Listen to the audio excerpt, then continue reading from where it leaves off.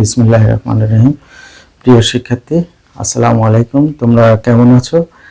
তো আশা করি আল্লাহর অশেষ মেহেরবানিতে তোমরা অবশ্যই ভালো আছো। তো যাই হোক, আমরা আবার হাজির হয়েছি। আমরা যে বিষয়টা নিয়ে, সেটা হচ্ছে যে ভেক্টর চ্যাপ্টারের একটি গুরুত্বপূর্ণ বিষয় হচ্ছে যে সেটা হচ্ছে ক্যালকুলাস নিয়ে কিছু আলোচনা। তো তার আগে আমরা জানবো যে ক্যালকুলাস কি। তাহলে প্রথমত আমরা জানছি যে ক্যালকুলাস গণিতের একটি খুবই গুরুত্বপূর্ণ বিষয়। তো যে সকল জায়গায় সচরাচর সাধারণ গণিত কাজ করে না বা পরিবর্তন দেখা যায়, সেই সকল জায়গায় সচরাচর ক্যালকুলাস। তো ক্যালকুলাসের জনক হিসাবে ইতিহাস ঘাটলে দুজনের নাম পাওয়া যায়। একটা হচ্ছে যে আমাদের সকল পরিচিত আইজাক নিউটন স্যার এবং লিবনিজ, দুজনেই বলে যে ক্যালকুলাসের তারা জনক, কিন্তু পরবর্তীতে আসলে বেশিরভাগ ভারী পাল্লাটা আসলে নিউটনের উপরে যায়। তো যাই হোক, ক্যালকুলাসের কেন ক্যালকুলাস প্রয়োজন বা ক্যালকুলাসের বিষয়টা কি, এরকম যদি আমরা জানতে চাই, প্রথমে একটা উদাহরণের মাধ্যমে আসলে এটার একটা ধারণা তোমাদের দেওয়া যেতে পারে।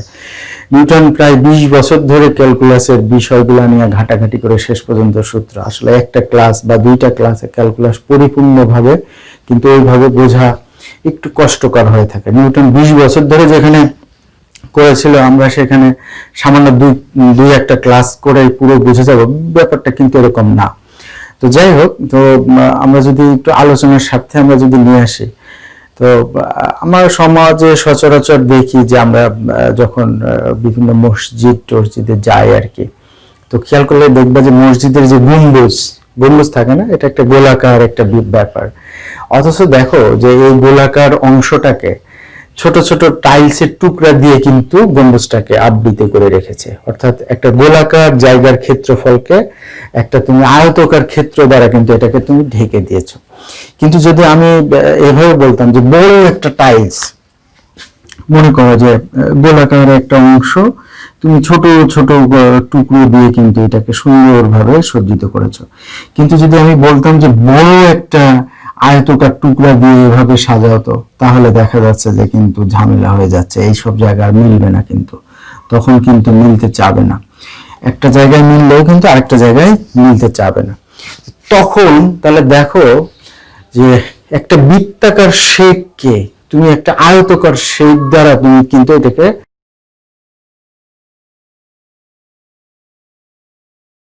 ঢেকে দিচ্ছ। তাহলে আমরা বুঝতে পারতেছি যে এই টাইলসের মিস্ত্রিরা আসলে কিন্তু ইনডাইরেক্টলি তারা ইন্টিগ্রাল ক্যালকুলাস অর্থাৎ যোগজীকরণ, ওই ছোট ছোট টুকরো একত্রে সাজায় সাজায় বৃহৎ একটা গম্বুজ তার কিন্তু শেপ দান করেছে।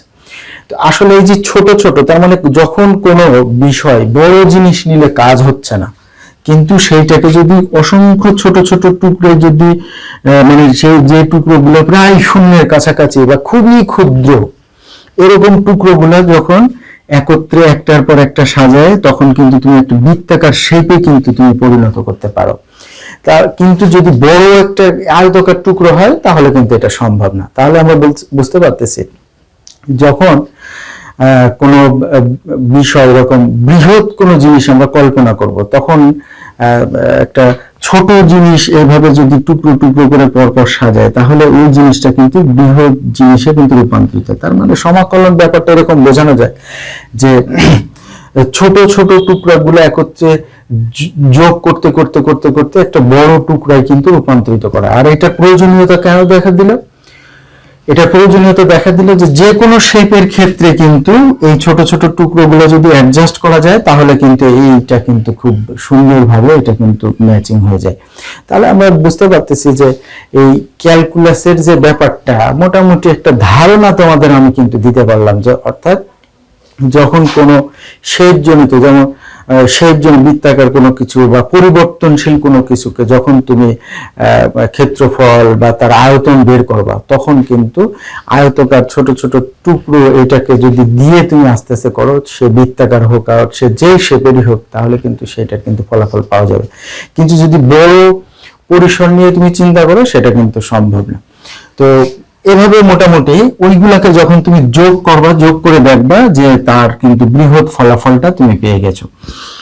একইভাবে অন্তর্কলন যদি চিন্তা করা যায়, যে একটা বৃহৎ কোনো জিনিস তোমার কাছে আছে, তাহলে তার ক্ষুদ্র অংশটা কতটুকু, তাহলে তার ক্ষুদ্র টুকরো, যে টুকরোগুলো একত্রে সাজালে ওই বৃহৎ টুকরো বেলা পাওয়া যায়, সেক্ষেত্রে তার ক্ষুদ্র অংশটুকুর যে মান বা একেবারে ক্ষুদ্র অংশের যে মান সেইটা আসলে কত, এরকম কোনো কিছুর একটা ধারণা থেকে কিন্তু অন্তর্কলন ব্যাপারটা এসছে। তো এই বিষয়গুলো নিউটন আসলে যেটা করেছে সেটা গবেষণা করে তার একটা সূত্রের ফরম্যাট সে কিন্তু দাঁড় করিয়েছে। তো এই সূত্রের ফরম্যাটে যাওয়ার আগে তোমাদেরকে একটু বেসিক আরেকটা বিষয় একটু লক্ষ্য করা যায়। যেমন অপারেটর সম্পর্কে আমাদের একটা ধারণা রাখা দরকার। অপারেটর ব্যাপারটা কি? অপারেটর মানে যেমন গাড়ি চালায় ড্রাইভার, ঠিক আছে? এখানে গাড়ি যেটাই হোক, ড্রাইভার যেদিকে সে নিয়ে যাবে সেদিকে হবে। তার মানে এখানে অপারেটরটা বা ড্রাইভারটা কিন্তু এখানে মূল।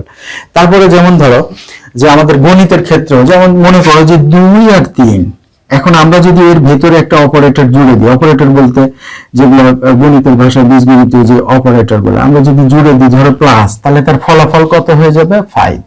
আবার যদি মনে করো 2 3 মাঝখানে যদি এইটা জুড়ে দিই তাহলে কিন্তু আবার হয়ে গেল কিন্তু 6। আবার যদি তোমার এরকম আমরা জুড়ে দিই যে 2 - 3 তাহলে কিন্তু আবার এইটা হয়ে যায়। তাহলে দেখো সংখ্যাগুলা কিন্তু ঠিকই আছে, মাঝখান থেকে এই অংশগুলা কিন্তু তাদের সম্পর্কগুলোকে বদলায় দিচ্ছে। তার মানে এইগুলা কিন্তু অপারেট করতেছে, এই দুইটার মধ্যবর্তী কি সম্পর্কে তারা জড়িত হবে সেটাও কিন্তু অপারেট করতেছে। ঠিক তেমনই এই যোগজীকরণ এবং অন্তরীকরণের ক্ষেত্রে এরা কিন্তু একটা অপারেটর মেনে চলে। তো আমরা দেখতেছি যে যোগজীকরণের ক্ষেত্রে এই অপারেটরের একটা অংশ হচ্ছে এইরকম একটা সামেশন যেটাকে বলা হয়, অর্থাৎ ক্ষুদ্র ক্ষুদ্র পার্টটাকে একত্রে জোড়া। এটা দেখতে অনেকটা এস অক্ষরের মতো, সামেশন মানে সবগুলা ক্ষুদ্র ক্ষুদ্র পার্টটাকে একত্রে যোগ করা। অপারেটরের ক্ষেত্রে এইটা একটা অংশ। আরেকটা অংশ হচ্ছে ডিএক্স, এই যে ক্ষুদ্র পার্ট, অর্থাৎ আমি যে জিনিসটা আমি ব্যবহার করতে যাচ্ছি তার যে ক্ষুদ্র অংশ শূন্যের কাছাকাছি ওই পার্টটা হচ্ছে সেটা ডিএক্স। আর আমি যে জিনিসটাকে ঢাকতে যাচ্ছি বা যে জিনিসটার ক্ষেত্রফল নির্ণয় করতেছি সেইটাকে চলক বলতেছি, সেটাকে আমরা এক্স দ্বারা করতেছি।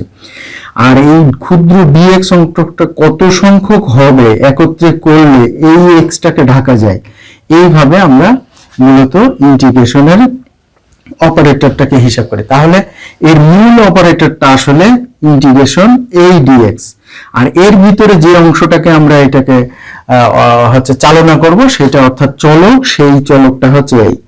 আর উপরে এটা কি? তার পাওয়ার, অর্থাৎ ডিএক্স কত সংখ্যক একত্রে যোগ করলে মোট এক্সটাকে আমি ঢাকতে পারবো। অর্থাৎ মনে করো যে একটা বৃত্তাকার গোলাকার একটা গম্বুজকে ছোট ছোট ডিএক্স সংখ্যক ছোট ছোট যে টুকরো সেগুলো ডিএক্স, এন সংখ্যক ডিএক্স টুকরা দ্বারা এক্সটাকে ঢাকতে পারবো। তাহলে আমাকে এই ফর্মুলা এটাকে ব্যবহার করতে হবে। তাহলে সেটা যেটা হবে, রেজাল্টটা যেটা হবে, সবগুলো একত্রে যোগ করলে তার যে যোগফলটা আমরা পাবো সেই যোগফলটা হচ্ছে এরকম সূত্র মেনে চলে। সেটা হচ্ছে যা চলক থাকবে চলকের উপরে পাওয়ার যা থাকবে পাওয়ারের সাথে 1 যোগ হয়ে যাবে, ডিভাইডেড বাই পাওয়ার যেটা হলো সেইটা আবার নিচে যোগ অবস্থায় চলে আসবে। এইটাকে বলা হচ্ছে সমাকলন, যে সূত্রটা মেনে চলে সেই সূত্র। এখন যদি অন্তর্কলন যদি আমরা বোঝাই, তো এই কি রকম সূত্র মেনে চলে? এই সূত্র মেনে চলে DD x of x two the power N. তো এখানে দেখো ডিডিএক্স এইটা হচ্ছে যে সেই অপারেটর, এই অপারেটরটা কি বলতেছে? এ কে চেঞ্জ করতেছে, অর্থাৎ এক্স এর খুব ক্ষুদ্র অংশের জন্য এক্স এর কি পরিবর্তন, অর্থাৎ অল্প এক্স এর পরিবর্তন হলে সেইটার জন্য টোটাল যে জিনিসটা তার পরিবর্তনটা কেমন সেইটা সে বের করতে চাচ্ছে।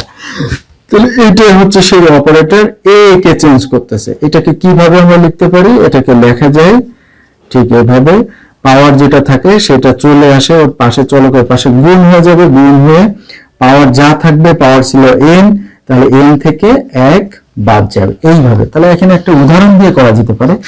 এটাকে মনে করো ডিডিএক্স অফ, আমরা এক্স টু দি পাওয়ার যদি 8 নিয়ে নিই তাহলে কি হবে? এই অনুসারে আমরা লিখতে পারবো 8x টু দি পাওয়ার 8 - 1, তার মানে কত? 8x টু দি পাওয়ার 7। এই হচ্ছে আমাদের উত্তর, ঠিক আছে? আবার এখানে যদি আমাদের আসে এভাবে, যদি আসে যে x to the power 8 dx এভাবে যদি থাকে তাহলে আমরা কি করব? x টু দি পাওয়ার 8 + 1, তার মানে x to the power 9 divided by 9, এই অনুসারে এটা হতে পারে। তো যাই হোক, এটা গেল অপারেটর, এবং অপারেটর কিভাবে চলককে নিয়ন্ত্রণ করবে এই সূত্রের মাধ্যমে অন্তর্কলন এবং সমাকলন তথা গাণিতিক বিশ্লেষণগুলো হয়ে থাকে। তো এখন তো এই হচ্ছে মোটামুটি ক্যালকুলাস ধারণা থেকে এগুলো আমরা পেতে পারি। তা আমরা আরেকটা উদাহরণ দেখি দেওয়া যায় কিনা সেটা একটু লক্ষ্য করি। মনে করো যে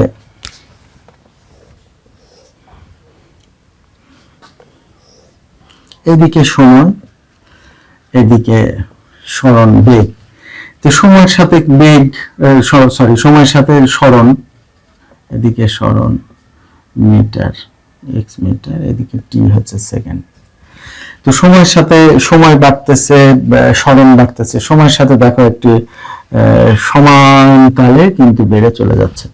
তাহলে যে কোনো মুহূর্তে যদি আমরা বেগ নির্ণয় করতে চাই তাহলে তার কিন্তু এই যে ঢাল নির্ণয় করলে আমরা জানি যে বেগ ভি সমান কি, সরণ ডিভাইডেড বাই সময়।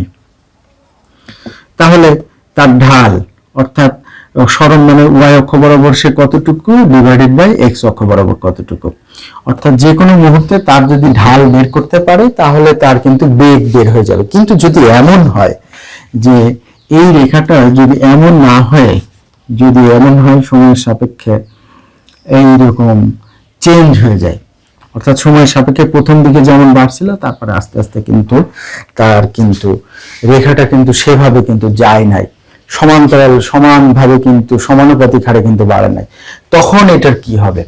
তো তখন দেখা যাচ্ছে যে আমরা যদি এই অংশের যে ঢাল আমরা পাবো স্পর্শক বরাবর, এই অংশের যে ঢাল পাবো, এই যে আমরা যদি চিন্তা করি এই অংশের যে ঢাল পাবো সেটা একরকম রেজাল্ট, এই অংশের ঢাল আরেক রকম রেজাল্ট, বিভিন্ন জায়গার ঢাল কিন্তু বিভিন্ন রকম হবে। কিন্তু আমরা কি এমন কোন বুদ্ধি করতে পারি যে যার ফলে প্রত্যেকটা জায়গায় খুবই ক্ষুদ্রাতি ক্ষুদ্র ঘটনায় তার ঢাল একই রকম হবে, অর্থাৎ প্রতি মুহূর্তে বেগ একই রকম পাবো? এটা যদি বিশ্লেষণ করা যায় টোটাল বেগ কিন্তু আলাদা, কারণ এইখানে যে সময়ের সাথে বেগের যে মান সেটা আলাদা, এখানে যে সময়ের সাথে সরণের যে মান যদি আমরা হিসাব করি বেগ বের করি তাহলে কিন্তু আলাদা, অর্থাৎ সময়ের সাথে সরণের কিন্তু মান একই রকম ভাবে কিন্তু পরিবর্তন হয় না।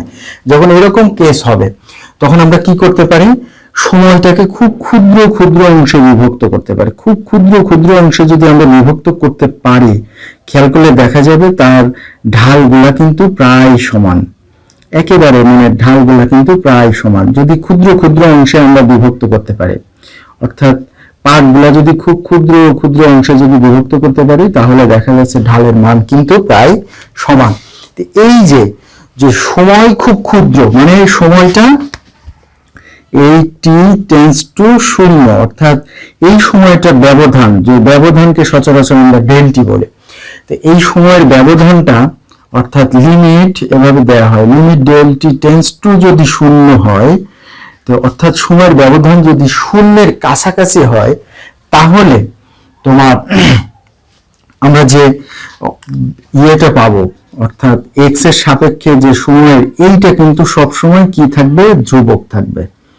কিন্তু যদি এটা যদি টেন্স টু 0 না হয়, অর্থাৎ সময় যদি 0-এর কাছাকাছি না হয়, সেই ক্ষেত্রে কিন্তু এইটার কিন্তু মান কিন্তু দেখো, যদি আমি এইখান থেকে এইখানে চেঞ্জ করি তাহলে কিন্তু এইদিকে যেভাবে যাচ্ছিল এইদিকে কিন্তু তার চেয়ে অন্যভাবে যাচ্ছে। কিন্তু যদি আমি একেবারে ক্ষুদ্র ক্ষুদ্র অংশে বিভক্ত করি তাহলে ঢালগুলা কিন্তু মানে প্রায় 0 বাট 0 নয়, প্রায় 0 কিন্তু 0 নয়, এরকম যদি চিন্তা করি তাহলে ঢালগুলার মান কিন্তু প্রায় সমান হয়ে থাকে। তো এরকম জায়গা থেকে কিন্তু আমরা অন্তর্কলনের একটা ব্যাপার কিন্তু বের করতে পারি। তো আরেকটা উদাহরণের মাধ্যমে আমরা যদি দেখাই, তো সচরাচর মনে করো যে একটা বস্তু 10 সেকেন্ডে এখান থেকে এইখানে 100 মিটার পথ পাড়ি দিল, হয়তো 10 সেকেন্ড, ঠিক আছে? তো আমরা তাহলে তার বেগ কিভাবে বের করি, বেগ v সমান x ডিভাইডেড বাই t, তাহলে x এর ভ্যালু কত, 100 ডিভাইডেড বাই 10 সেকেন্ড, এইভাবে আমরা বের করি, তার মানে 10 মিটার পার সেকেন্ড এইভাবে বের করি। তার মানেটা কি, আসলে আমরা কি বের করলাম, আসলে আমরা কিন্তু তার গড় বেগ বের করলাম, যে মোট দূরত্ব থেকে মোট সময়। এখন যদি মনে করো যে আমি কুষ্টিয়া থেকে, অথবা মনে করো যে আমি বাড়ি থেকে কুষ্টিয়া পর্যন্ত মোট দূরত্ব হচ্ছে 12 কিলোমিটার, তার মানে 12,000 মিটার। তো আমার এই যেতে সময় লাগে মনে করো যে 30 মিনিট, তার মানে কত, 3 6 কত 1800 সেকেন্ড।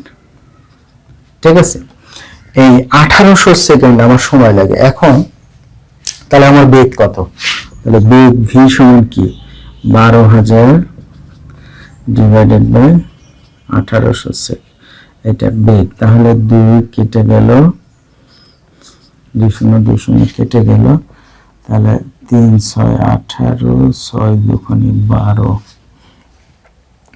ঠিক আছে, তাহলে এটা ক্যালকুলেটর দিয়ে যদি আমরা হিসাব করি তাহলে কত আছে, আসে আছে 6.66, 6.66 এত মিটার পার সেকেন্ড। এই যে বেগ হিসাব করলাম, এই বেগটা আসলে কিন্তু গড় বেগ। অর্থাৎ আমি এই যে, ঠিক আছে 30 মিনিট সময় লাগে, কোনো এক সময় আমার কিন্তু গাড়ি স্লো করা লাগছে, গাড়ি কিন্তু জোরে চালানো লাগছে, বা আমি গেছি যে যানবাহনে সেটা জোরে আসতে, কখনো আবার ব্রেক মারাল, কিন্তু আমরা যেটা বের করলাম সেটা কিন্তু একটা গড় মান বের করেছে। বাট আমি যদি বলতে চাই যে আসলে ঠিক 30 মিনিট, আমি ঠিক 15 মিনিট বা 15 সামথিং, যে কোনো একটা মিনিটে কতটুকু গেছি, অর্থাৎ যে কোনো মুহূর্তের যদি আমাকে বেগ বের করতে পারে, আমরা যে বেগ বের করলাম 6.66 মিটার প্রতি সেকেন্ডে, এটা কিন্তু এটা তো আসলে গড় বেগ, মানে গড়ে আমি প্রতি সেকেন্ডে এতটুকু গেছি। তাহলে এইটাকে এক্সাক্ট ফিগার আমার কাছে যেটা জানতে চাই, আমার কাছে যদি বলা হয় যে 15 মিনিট 1 সেকেন্ডের বেগ কত, তাহলে সেটাও যেটা বাড়াবে সেটাও কিন্তু তার গড় বেগ ওইভাবে। তাহলে এটাকে যখন আমরা করতে যাব তখন কিন্তু এটা ডিফারেন্সিয়েশন ক্যালকুলাস বা এরকম একটা জিনিস লাগবে। অর্থাৎ যখন আমি থেমেছি, গেছি সময়ের সাথে বেশ কিছু পরিবর্তন নিয়ে কিন্তু গেছি, তখন কিন্তু আমাকে অবশ্যই ডিফারেন্সিয়াল ক্যালকুলাসের আশ্রয় কিন্তু নিতে হবে।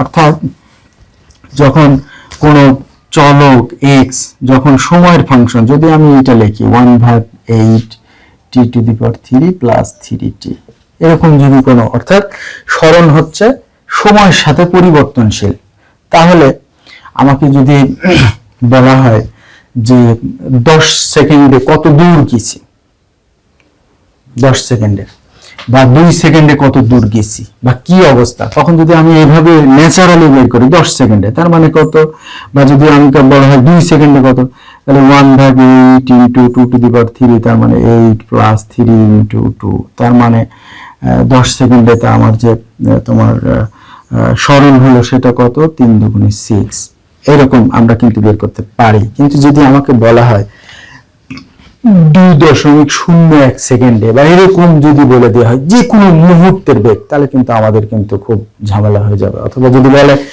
3.something সেকেন্ডে, আরো যদি কাছাকাছি বলে দেওয়া হয় তখন কিন্তু আমাদের বেশ ঝামেলা হয়ে যাবে।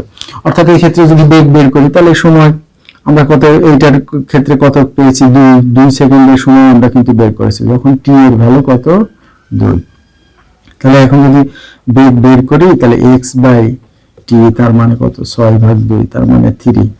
কিন্তু এটা কিন্তু সঠিক উত্তর নয়, এটা কিন্তু সঠিক উত্তর নয়। তাহলে আমরা তখন এটাকে কিভাবে, যখন এরকম সময়ের ফাংশন অর্থাৎ সময়ের সাথে প্রতি মুহূর্তে সে কিন্তু পরিবর্তনশীল, তখন অবশ্যই কিন্তু আমাদের ডিফারেন্সিয়েশন মাধ্যমে অর্থাৎ শূন্যের কাছাকাছি সময়টা হিসাব করলে এক্সাক্ট ফিগারটা পাওয়া যাবে। তখন আমাদেরকে কি করতে হবে, ddt অফ, যদি আমাদের বেগ হিসাব করি ddt অফ xt এরকম ভাবে চিন্তা করতে হবে। তাহলে এটাকে করলে কি হবে, 1/8 × 3t² প্লাস 3, তার মানে কত আসতেছে 3/t² অর্থাৎ 3/8t² প্লাস 3। এই হচ্ছে আমাদের যে কোনো মুহূর্তে স্মরণের মান। এখন যদি আমাদেরকে বলা হয় 2 সেকেন্ডে এর বেগ কত, তাহলে জাস্ট এখানে 2 বসাই দেব, 3/8 2² প্লাস 3, অর্থাৎ তখন আসবে কত, 3/8 × 4 প্লাস 3। তাহলে খেয়াল করে দেখো আমাদের যে ফিগারটা আসে এভাবে, তাহলে আসতেছে কত, এটা আসছে 3/2 সমান সমান এত প্লাস 3, তার মানে হচ্ছে 4.5 মিটার পার সেকেন্ড। তাহলে এইভাবে আমাদের 2 সেকেন্ডে যে বেগ সেইটা কিন্তু আমরা 4.5 মিটার পার সেকেন্ড এইটা কিন্তু পেয়ে গেলাম। তো যাই হোক, তো এভাবে আমরা কিন্তু হিসেবটা করতে পারি যে এভাবে কিন্তু আমাদের বেগটা বের হয়ে যাবে, এভাবে কিন্তু আমাদের বেগটা বের হয়ে যাবে। তাহলে ওইটা হবে কত, 2.8, তাহলে 8 তাহলে 3 গুণে 6, তাহলে 6/2, তার মানে আগে ছিল কত 3। খেয়াল করে দেখো, এর আগের বার যখন এমনি ন্যাচারালি যখন আমরা বেগ বের করছিলাম তখন হচ্ছিল 1/8, এর যদি 2 করা যায় 2^3, তার মানে হচ্ছে 8 প্লাস 3 ইন্টু 2, তাহলে 2 সেকেন্ডে তার সরণ কত ছিল, জাস্ট 6, আর বেগটা হবে কত 6/2, তাহলে কত আসলো 6/2, তার মানে হচ্ছে 3 মিটার পার সেকেন্ড। 2 সেকেন্ডে তার বেগ ছিল এত, কিন্তু আমরা যদি বলি যে 2 সেকেন্ডে তার অ্যাকচুয়াল বেগ কত 4.5 মিটার পার সেকেন্ড। এভাবে অন্তর্কলনের মাধ্যমে কিন্তু সঠিক, অর্থাৎ সময় সাপেক্ষে আমরা যখন ক্ষুদ্রাতি ক্ষুদ্র সময় সাপেক্ষে যখন হিসাব নিকাশগুলো করব তখন কিন্তু এক্সাক্ট ফিগারগুলো চলে আসবে। তাহলে অন্তর্কলন এবং সমাকলনের যে সার্বিকভাবে যে অংশটা যদি আমরা বলি, সেটা হচ্ছে যে কোনো ক্ষুদ্র জিনিস থেকে বৃহৎ জিনিস পাওয়ার ক্ষেত্রে আমরা কি করি, সমাকলন ব্যবহার করি। ক্ষুদ্র ক্ষুদ্র পার্টটাকে একত্রে আমরা কি করি, এগুলা সব একত্রে যোগ করে করে আমরা বৃহৎ পার্টটা পেয়ে যাই। এবং যখন এই তোমার শেপটা যখন, বিশেষ করে শেপটা যখন ন্যাচারাল না হয়, যখন একটা আয়তকার জিনিস দিয়ে যখন গোলাকৃতি বা ছোট ছোট একটা টুকরো দিয়ে যখন এমন যে কোনো টাইপের শেপ যখন আমরা করবো, তখন কিন্তু এটা ইন্টিগ্রাল ব্যবহার। আর সমাকলনের ক্ষেত্রে গেল এটা, ব্যাপককলনের ক্ষেত্রে একটা বৃহৎ জিনিস আছে, ওইটা থেকে একটা ক্ষুদ্র পার্টে কিভাবে ওইটার ব্যাখ্যা করা যায়, সেটার ক্ষেত্রে কিন্তু ব্যাপককলন ব্যাপারটা বের করা যায়। তো শিক্ষার্থীরা মোটামুটি একটা ধারণা তোমাদেরকে আমি দিতে পেরেছি। তো যাই হোক, তোমরা ভালো থাকো, সুস্থ থাকো, সুন্দর জীবনযাপন করো, আর সবাইকে ধন্যবাদ।